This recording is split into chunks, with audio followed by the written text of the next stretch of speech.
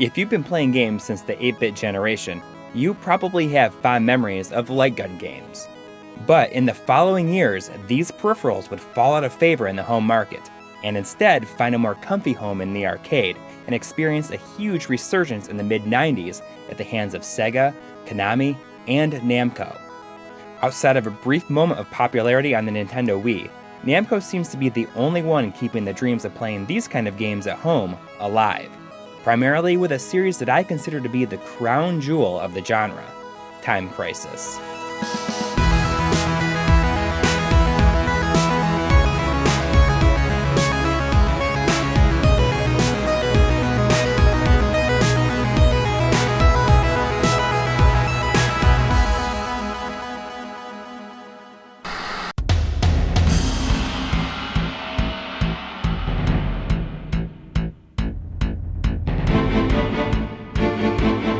The Time Crisis series was developed by Namco and began life in the arcade scene in 1995. At first glance, it might seem like a standard 3D light gun rail shooter, like House of the Dead or Virtua Cop. But what makes Time Crisis so unique is the addition of a foot pedal that can be used to duck in and out of cover. This single element of gameplay drastically changes the overall flow of each battle significantly. Of course, you can't just hang out in cover the whole time and wait for the perfect opportunity to attack, because you've got this time limit constantly bearing down on you and stressing you out. You've got to take out all the enemies in each section before it runs out, or else it's game over, please continue. Time Crisis has spawned several sequels and spin-offs since its inception, with just about every major entry being brought home and finding its place on a PlayStation console. It remains one of the few third-party series that's remained exclusive to one line of consoles for its entire lifetime. Except for a couple of mobile phone games, but I'm not going to count those. Popping up to shoot some bad guys or hiding behind objects to reload and strategize your next move really increase the interactivity and makes it feel like you're actually part of the battle. Combined with the countdown, you have one of, if not the most intense series in the genre. But what's a good light gun game without a good light gun?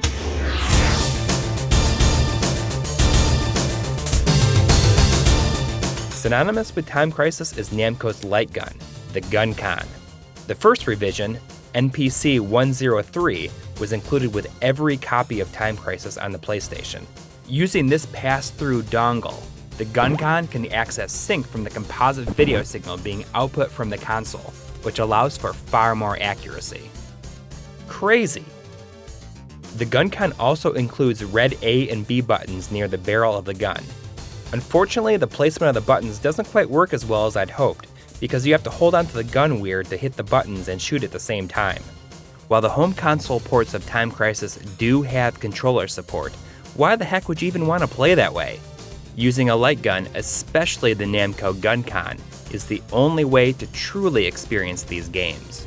As someone who had been out of the home console light gun scene since I let my trusty Sega Light Phaser go, I was hugely impressed by the GunCon.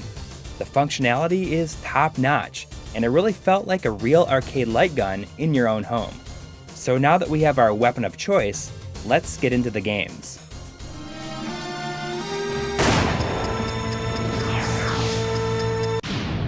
Time Crisis. Richard Miller is a top agent for an organization called Vital Situation Swift Elimination, or VSSE for short.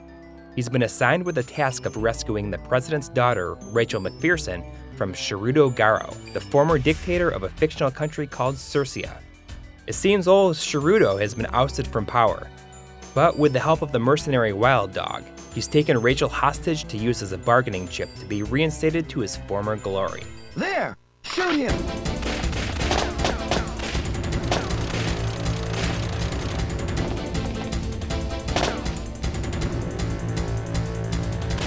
Action! Reload! Get him! Halt! Clad in a cool leather jacket, Miller uses his trusty handgun to fight his way through the 3 levels of Shirudo's castle. Each of these 3 levels have 3 acts of varying length. Now, that might seem short, but Time Crisis feels positively like an endurance run with how intense it is. That's right, Time Crisis is super tough, even on easy mode. You can take multiple direct hits from enemy gunfire. but things can get so chaotic that you never quite know exactly where the shots that hit you are coming from. Every enemy is unloading everything that they have on you, and the screen is flashing like crazy. It can be disorienting and slightly frustrating. And that's not to mention the unforgiving timer. No matter how many hits you have left, if you run out of time at any point, it's back to the start of the act. And some of these things can be pretty long. After finishing the arcade mode, don't think for an instant that you're done, because this home port includes an exclusive campaign where Miller takes on the weapons dealer Canteris. This extra story is quite a bit more involved and better than arcade mode, which adds different paths and more interesting locales into the mix. But don't worry, it's every bit as tough. And that freaking time limit!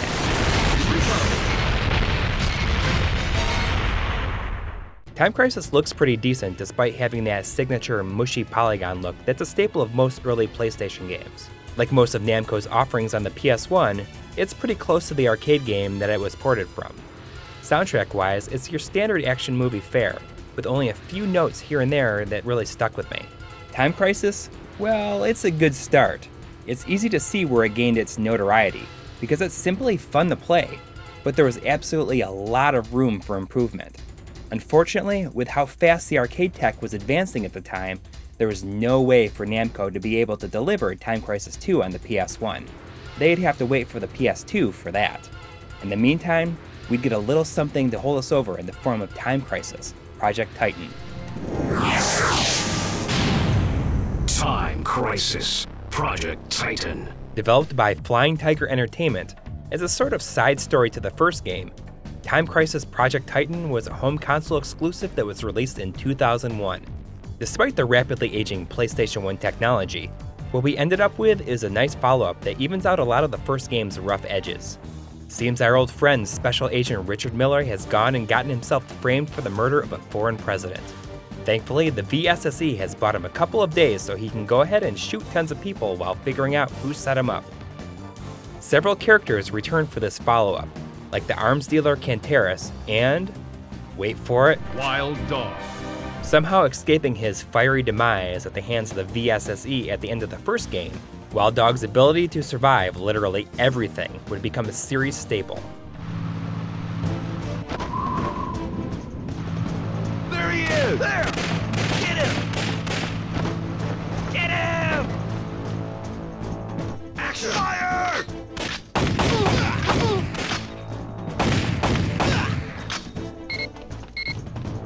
Get him! Even though Project Titan came out 4 years later, and close to the end of the PlayStation 1's life, I'd be hard-pressed to identify any real improvement in graphics.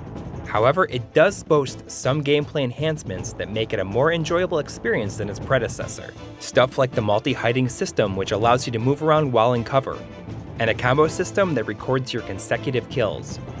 Project Titan is where I really started to get sick of using the buttons on the GunCon to go in and out of cover, so I started looking around for alternatives. Surely there had to be some sort of peripheral out there that functioned like the foot pedal in the arcade game. What I ended up with was the GunCon foot pedal by Innovation.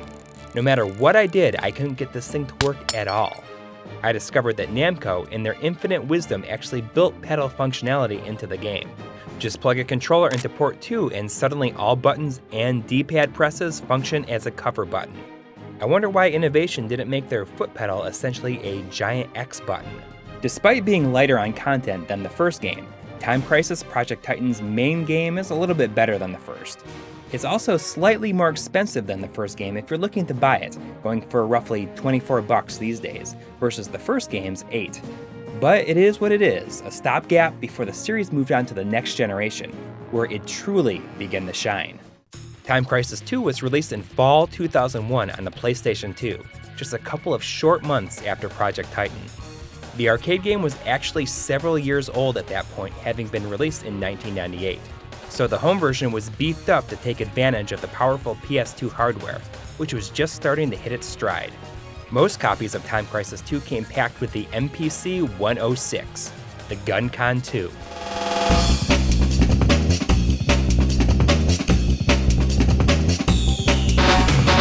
Although the game was backwards compatible with the original GunCon, the update offered a new, more compact form factor additional buttons, and a full-on D-pad. It houses similar technology as the GunCon 1 with its composite sync input. By the way, if your PS2 is hooked up to the TV using component inputs, here's a quick tip.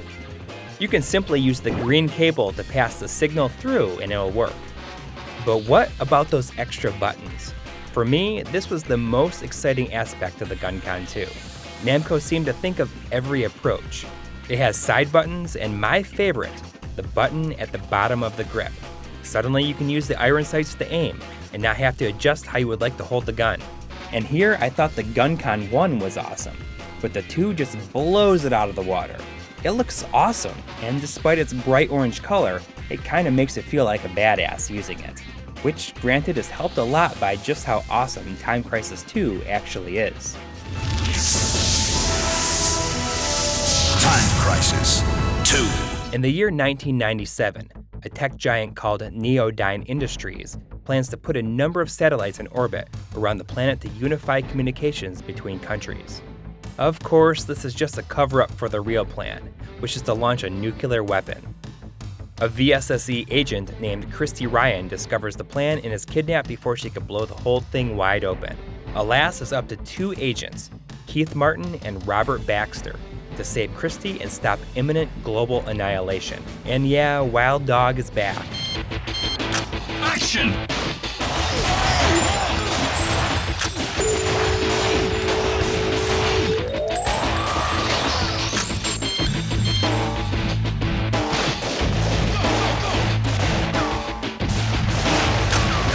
Since there's now 2 agents to control, that means one huge improvement: 2-player mode. Now, in the arcades, this meant 2 cabinets linked together, but at home, you have a couple of options. If you have 2 TVs and 2 PS2s, these systems can be linked together for an authentic arcade experience, although the iLink port was removed from later revisions of the PS2. If you're not quite that insane, there's a split screen mode. This is a nice idea theoretically, and I appreciate the effort, but it's not the best thing in practice. The individual screens are just far too small. However, there is a workaround. New to this version is the dual gun mode. So if you feel the need to go all John Woo, then you can play a single player with 2 guns, 1 in each hand. Awesome, right? Well, it certainly makes it feel cool. Gameplay-wise, though, I was quick to realize how impractical it really is. Let me tell you, it is hard to aim with 2 guns at once. What this mode is good for, though, is you can play 2 players on one screen. It's almost like a co-op mode. Progression follows the same flow as the first game, with the whole thing taking about 20 minutes to play all the way through. As expected, the graphics were enhanced significantly with the new hardware, and everything moves along at a really nice frame rate. The world seems so much more alive and the locations more varied. The music is quite a bit better, with the occasional butt rock tune kicking in to motivate you. Action! Difficulty is much more player-friendly as well. You earn an additional credit every time you game over, until you eventually unlock free play. And that pesky timer? It no longer means a flat-out game over if it reaches 0. Instead, you'll simply take 1 hit of damage, and the timer will start over. I like this system much, much more. But perhaps the biggest improvement is the addition of the Crisis Flash. This pink glow around a bullet signifies it's going to cause damage. No more memorization or guesswork. It's very easy to register what is about to happen. Although sometimes you'll stand up out of cover and a bullet will have already been shot, and you'll stand up right into it. But hey, it is what it is.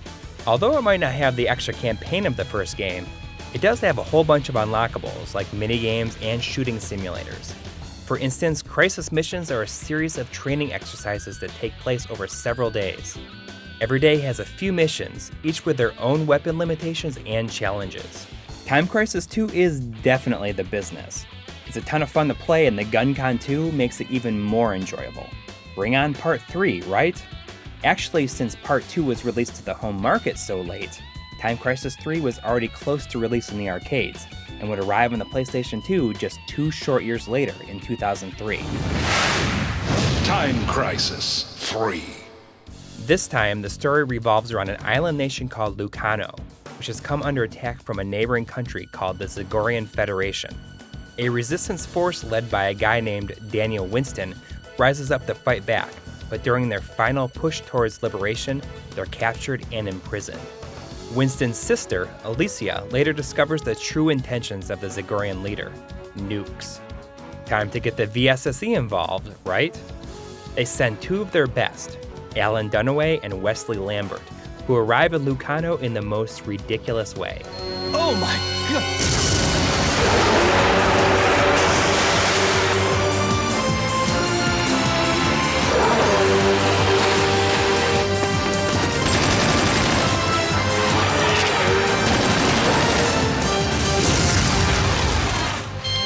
Action!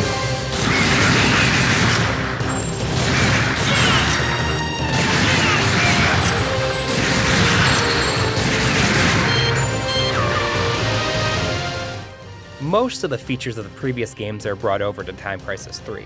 Level progression, Crisis Flash, Wild Dog, all that good stuff. Some general tweaks to the overall experience really pay off, like how some enemies no longer die with just one hit. Instead, they now have life bars. Perhaps the biggest change is the multi-weapon system.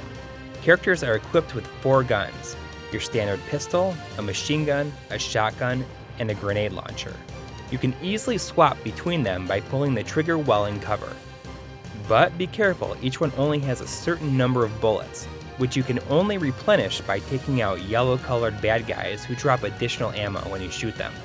After Time Crisis 2, the island nation of Lucano's more tropical feel is a welcome change, though I can't shake the feeling that there's a little bit of environmental recycling going on. I mean, it was great in the last game, but did we really need another train level so soon? Outside of this, TC3's biggest strength lies in just how polished it is and the sheer amount of bonus content there is to unlock after finishing the main game.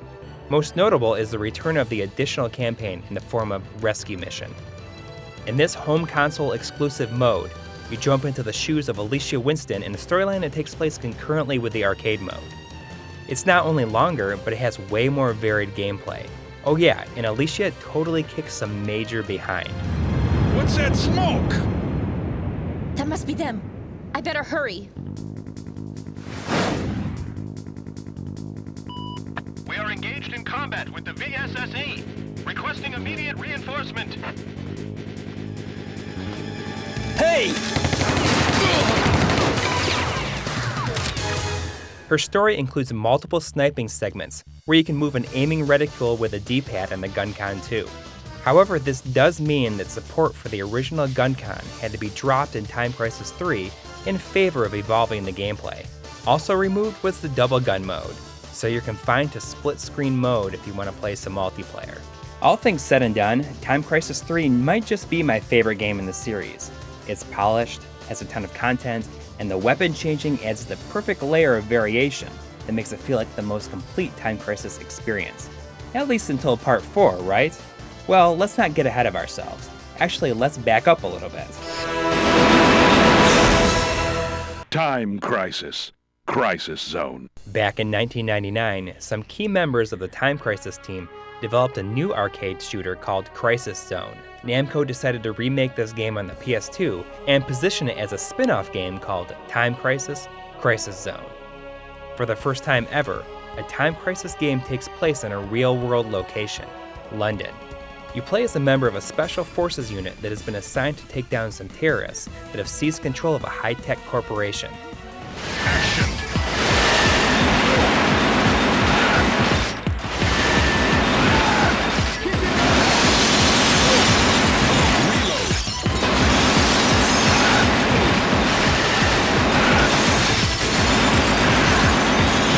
The similarities to Time Crisis are easily apparent. You have your requisite countdown timer, 3-level progression, and cover system. But the big hook is that you're equipped with a machine gun at all times to just mow down the bad guys without remorse. Even cooler is that most objects in the environment react to your spray of bullets and can be destroyed. My main issue with Crisis Zone is something that can't really be helped. Since your gun is shooting so fast, the screen is flashing constantly and leads to a really bright picture at all times. The graphics are okay, but it's very obviously a step down after both Time Crisis 2 and 3. It has an extra campaign to unlock and the by now standard crisis mission mode, but I can't help but feel that everything is a bit more bare bones after how packed with extra the previous games were. If you're going to pick one PS2 Time Crisis game, then Crisis Zone should be at the bottom of your list. It's fun, but it doesn't touch the other games. Thankfully, it was more to hold us over while we waited for the series to be brought into the world of high definition. But if you don't know, those fancy new HD TVs can present a bit of a challenge when it comes to traditional light gun tech. And by bit, I mean they don't work at all, period.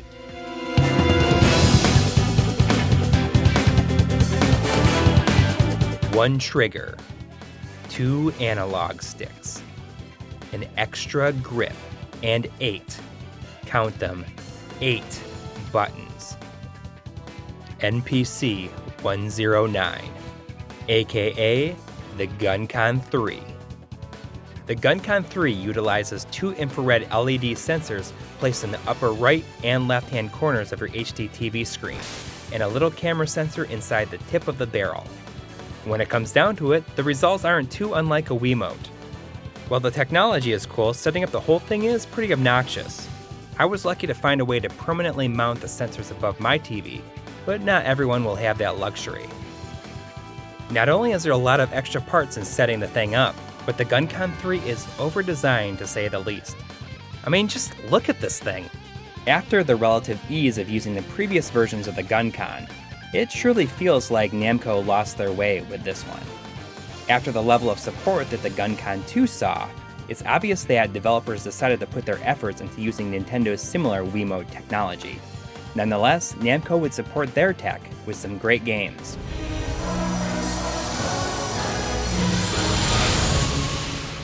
Time Crisis 4. Released in arcades in 2006 and ported to the PlayStation 3 in 2007, Time Crisis 4 follows 2 new VSSE agents, Giorgio Bruno and Evan Bernard, as they team up with Special Agent William Rush from the Joint Intelligence Agency. The 3 work together to take down some terrorists who have gotten a hold of an experimental biological weapon called Terrorbite. Hey, you think they blocked off the entire airport for us? Thanks for rolling out the red carpet, guys. Let's do this. Action! Giorgio, Evan, can you hear me? Reload. There's been an information leak regarding your involvement. They're the terrorists involved in this incident. Reload. Return fire. Jumping to the world of HD does a lot of good for the now standard formula, and Time Crisis 4 runs with the extra hardware power to give you some really interesting locations and situations. Of note, there are a couple of insane helicopter sequences and a cave area where you can only see enemies if you point your gun at them. Returning from the previous games is the multi-weapon switching from 3, and surprisingly, the multi-hiding system from Project Titan, which makes for the most complete Time Crisis experience yet. You could say that the only thing that's truly missing is the dual gun mode, but that'd be impossible with how lopsided the GunCon 3 is anyways. New in this go-around is the complete story mode, which is all of the levels from the arcade mode, with new levels interspersed in between, and a whole slew of new cutscenes. Hey, that sounds pretty cool, right? Well, not so much. It's very obvious what they had in mind when they designed the GunCon 3 with 2 analog sticks. They're used extensively in the bonus missions, which turns out they're completely free-roaming first-person shooter levels.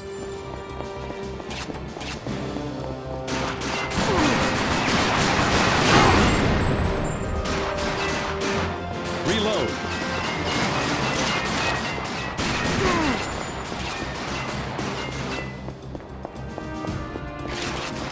Enemy helicopter approaching from the north. Drawing even further parallels with the Wiimote, this mode would have been right at home on that console, but it probably would have worked a lot better. You move with the analog stick and aim with the gun, but it's hard to move and aim at the same time because the analog sticks are attached to the gun itself. Flat out, it's pretty awful. I got through about 1 level before I decided I'd much rather play the traditional way in arcade mode. To be honest, I had no idea that Time Crisis 4, much less a GunCon 3, even existed until recently. I'm not sure why, but I never saw anyone talking about it at all, which is odd considering it's a long-running series and it's a really fun game. But did you know that the PlayStation 3 got another Time Crisis game? This time in a spin-off called Raising Storm. Time Crisis: Raising Storm. Much like Crisis Zone, Time Crisis: Raising Storm didn't begin life as an official part of the series when it was released in arcades in 2009, with the Time Crisis name being added for the home release as part of a compilation called the Namco Shooting Collection in 2010. Included in this package are 3 games. Time Crisis Arcade version is the arcade mode from the previous release without any of the unlockables like Crisis Mission. However, it does include trophies, which were absent from the 2007 version on account of being released before trophies were even a thing. Dead Storm Pirates is a shooter where you play as a couple of pirates with magical guns that can kill hordes of the undead. This is a huge amount of fun, and is definitely inspired by the Pirates of the Caribbean movies and theme park rides. And finally, the game's namesake. Time Crisis: Raising Storm is closer to Crisis Zone in the way that it plays in its destructible environments, but it's way, way crazier. Seriously, it feels like it was ripped directly out of a Michael Bay movie, as you play the part of an unnamed soldier that has recently joined a futuristic task force sent into some country to defeat some terrorists.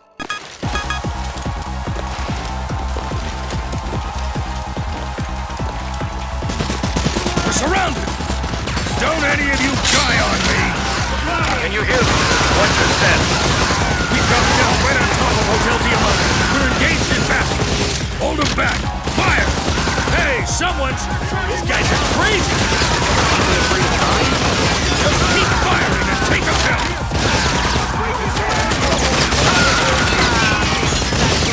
Whoa! What's up with these guys? Don't let them get you! Fire! Bravo! Since you're primarily equipped with a machine gun, I'd be lying if I didn't get into playing the part by holding my GunCon like it's a minigun. Thanks to the extra grip on the side, it works perfectly for this. I guess I should mention that this collection also supports the newly released Move peripheral. But come on, there's no way I'm going to play a Time Crisis game without a GunCon. Despite the traditional timer, the overall gameplay couldn't feel further from a regular Time Crisis game. In fact, it feels much closer to a couple of my favorite Sega arcade gun games, Gunblade New York and LA Machine Guns, which by the way are awesome if you've never played them. Everything moves along at a nice clip, and it's entertaining to see just how destructible the environments really are. But in case you hadn't noticed by this point, Raising Storm is the poster child for the bald marine in a drab and boring environment. Not saying that's a bad thing, since there's usually so much going on that you hardly have time to even notice. But when you finish a level, you're assaulted with more color on the clear screen than in the entire rest of the game. There's a couple of different modes here. Arcade mode is your basic rail shooter that takes you through no fewer than 3 stages, although it does seem to have alternate endings depending on how well you do. For instance, you can access a bonus 4th level by taking out some missiles towards the end of the game. Sentry mode sees you taking down rioting inmates in some prison. It's more of a bonus shooting gallery game, but it's pretty cool. Third is a story mode that picks up where Time Crisis 4's FPS-style gameplay left off. But here, it's way more complicated. Melee, going into cover, location-sensitive moves, I just could not do it. It was so difficult to control that I didn't last long. Just let me blow stuff up. The whole Time Crisis Raising Storm package is definitely worth the price of entry. Since the GunCon 3 can be a little tougher to come by, I suppose the Move is a worthy alternative and easier to find these days. Since it includes the full arcade experience of Time Crisis 4, you could theoretically go directly for this compilation if you wanted to. And that's pretty much it, right? Well, not quite. Time Crisis 5. In 2015, Time Crisis 5 was released in arcades. But at the time of the production of this episode, it has not yet seen a home release. It adds some cool new features like a dual pedal system, which, let's be honest, is the final frontier for this series. It's also the first game in the series to be fully built on the Unreal Engine. I've never played it, but it looks freaking awesome, doesn't it? With advancing display technology, It's unfortunate that the ease in which to play these style of games is slowly going away. Unless you're an enthusiast, you probably don't have a tube television laying around to just break out your PS2 and GunCon to play a quick game of Time Crisis. If you do want to put the effort in, every single game in the Time Crisis series is worth your time. Revisiting some of these old favorites and experiencing new ones made me truly appreciate the light gun shooter genre as a whole. Now, bring on the GunCon 4. But tone it down a little bit, okay?